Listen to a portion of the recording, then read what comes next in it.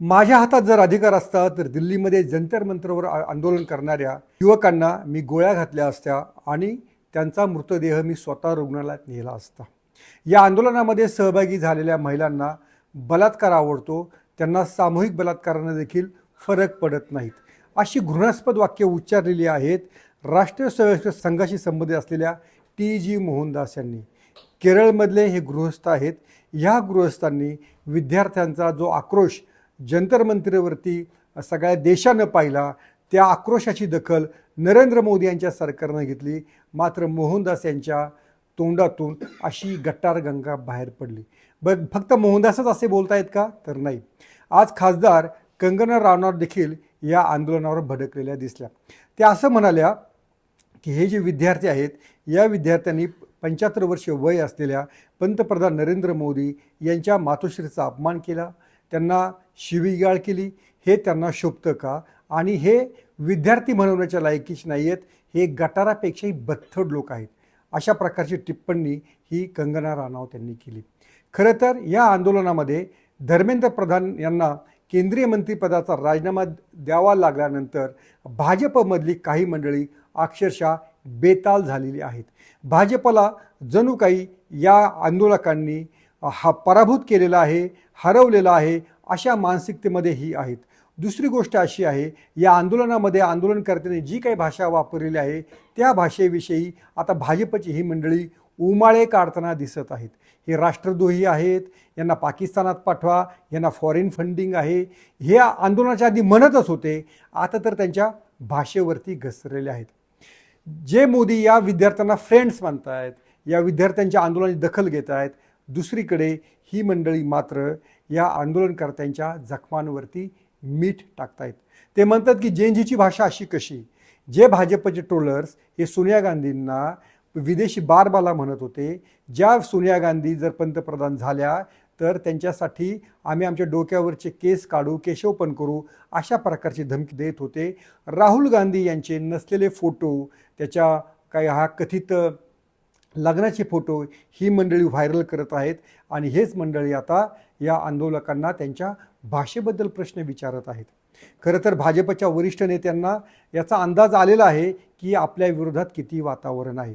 पण ह्या ज्या सोशल मीडियामधल्या ट्रोलर्सला जी सवय 2014 नंतर लागलेली आहे, त्या सवयीचा परिणाम म्हणून ही मंडळी अद्याप जागेवर आलेली नाही आहेत आणि त्यामुळंच अशा प्रकारची भाषा हे आंदोलकांच्या विरोधात वापरत आहेत. खरं तर या आंदोलकांना परदेशी फंडिंग होतं याबाबत थेट विदेश मंत्रालयाच्या प्रवक्त्यानंच खुलासा केलेला आहे.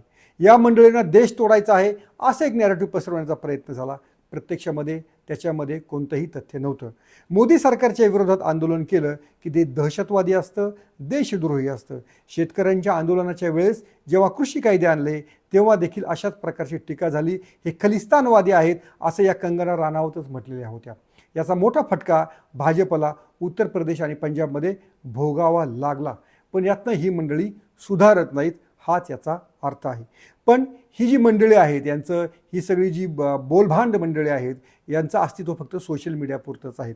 पण मला आश्चर्य वाटलं ते केंद्रीय गृहमंत्री अमित शहा यांचं. विद्यार्थी आंदोलकांना जे आश्वासन दिलेलं होतं त्या आश्वासनापासून अमित शहा यांचं गृह मंत्रालय पळ कसं काढू शकतं? शेवटी सर्वोच्च न्यायालयात गेल्यानंतर केंद्रीय गृह मंत्रालयाला थप्पड खावी लागलेली आहे. कारण आंदोलकांना असं आश्वासन दिलेलं होतं की तुमच्या विरुद्ध जे गुन्हे दाखल झालेले आहेत ते गुन्हे आम्ही काढून घेऊ, ते FIR आम्ही रद्द करू, विनाकारण कोणाला त्रास देणार नाही. पण या आंदोलनानंतर सहभागी विद्यार्थ्यांचा, त्यांच्या नेत्यांचा छळ कसा होईल याचे पुरावे मग सर्वोच्च न्यायालयासमोर मांडण्यात आले. केवळ आंदोलन केलं म्हणून पोलिसांना लाठीमाराचा अधिकार मिळत नाही, अशी टिप्पणी सरन्यायाधीश सूर्यकांत यांना करावी लागली. जे सरन्यायाधीश या विद्यार्थी आंदोलनाबद्दल आधीच कडवट बोललेले होते, त्या आंदोलकांचे किंवा पोलिसांच्या लाठीमाराचे व्हिडिओ पाहायला देखील त्यांनी नकार दिलेला होता, तेच सरन्यायाधीश देखील बदललेले आहेत. याची जाणीव ही भाजपच्या नेत्यांनी ठेवायला हवी. अन्यथा जसा शेतकरी आंदोलनाचा फटका उत्तर प्रदेशमध्ये लोकसभा निवडणुकीत बसला तसा तो देशभर देखील बसू शकतो. बिहारमध्ये देखील विद्यार्थी आंदोलकांवरती AK-47 गोळ्या झाडण्याचा पराक्रम तिथल्या पोलिसांनी केला. खरं तर तिथं बांकीपूर या विधानसभा मतदारसंघाची पोटनिवडणूक सुरू आहे. हा मतदारसंघ कोणाचा आहे तर भाजपचे राष्ट्रीय अध्यक्ष नितीन नबीन यांनी राजीनामा दिल्यानंतर आपल्या आमदारकीचा त्या ठिकाणी निवडणूक होत आहे. भाजपच्या तिथल्या उमेदवाराच्या विरोधात जनसुराज्य पक्षाचे प्रशांत किशोर यांनी तगडं आव्हान दिलेलं आहे. जेव्हा भाजपच्या असं लक्षात आलेलं आहे की CJPच्या आंदोलनाचा परिणाम हा बिहारमध्ये या पोटनिवडणुकीत होऊ शकतो, तेव्हा मग BJPनं बॅकफूटवरती येऊन सर्व FIR रद्द करण्याचा आदेश काढला, नोटिफिकेशन काढलं. आणि इकडे दिल्लीमध्ये मात्र या आंदोलकांचा छळ कसा होईल अशाच पद्धतीचं वागणं हे भाजप नेत्यांचं आहे, तिथल्या पोलिसांचं आहे. त्यामुळंच सर्वोच्च न्यायालयाला याची दखल घ्यावी लागलेली आहे आणि पुन्हा त्यांना उद्धृत करून सांगावं लागलेलं आहे की आंदोलन केलं म्हणजे लाठीमार करायलाच हवा असं नाही. जर कोणी हिंसक झालं, त्याच्यामध्ये गुन्हेगारी एलिमेंट्स घुसलेले आहेत, तर पोलीस ती योग्य ती ॲक्शन घेऊ शकतात. 20 जुलै रोजी पोलिसांवर देखील मारहाण झालेली आहे. संसदेवर मोर्चा नेत असताना काही विद्यार्थ्यांनी किंवा तिथल्या काही अशा अवांछित तत्वांनी देखील पोलिसांवरती हात उगारलेले आहेत. त्यामुळे त्यांच्यावर कारवाई व्हायला हवी का? व्हायलाच हवी. पण कोणी आंदोलनात गेलं म्हणून पोलीस ज्या पद्धतीची हॅरेसमेंट करत आहेत ती अतिशय चुकीची आहे. तुम्ही एक महाराष्ट्रातला व्हिडिओ पाहिला असेलच, ज्या विद्यार्थ्यांनी मुंबईमध्ये आंदोलनामध्ये भाग घेतलेला होता त्यांना पोलिसांनी त्यांच्या गाडीमध्ये पकडून नेलं. तेव्हा तो पोलीस असं म्हणतोय की मी तुमच्या खिशामध्ये 50-50 ग्रॅमची गर्च पाकिट टाकेल आणि तुमचं जीवन उद्ध्वस्त करून टाकेल. अशा प्रकारची हिंमत बोलण्याची पोलिसांमध्ये येते कुठून? तर त्याला जे बळ असतं ते गृह मंत्रालयात असतं, त्यांच्या वरिष्ठांचं असतं. त्यामुळंच पोलिसांनी जर चुकीचा लाठीमार केला असेल तर त्यांच्यावर कारवाई व्हायला हवी. ही विद्यार्थी नेत्यांची मागणी अजिबात चुकीची नाही. पोलिसांवर जर कुठे हात उगारला असेल तर त्या विद्यार्थ्यांवर, त्या गुन्हेगारांवर देखील कारवाई झाली पाहिजे. पण जे सरकारनं आश्वासन दिलेलं आहे की आम्ही विद्यार्थ्यांवरचे गुन्हे FIR मागे घेऊ, हे जाहीर आश्वासन दिलेलं आहे.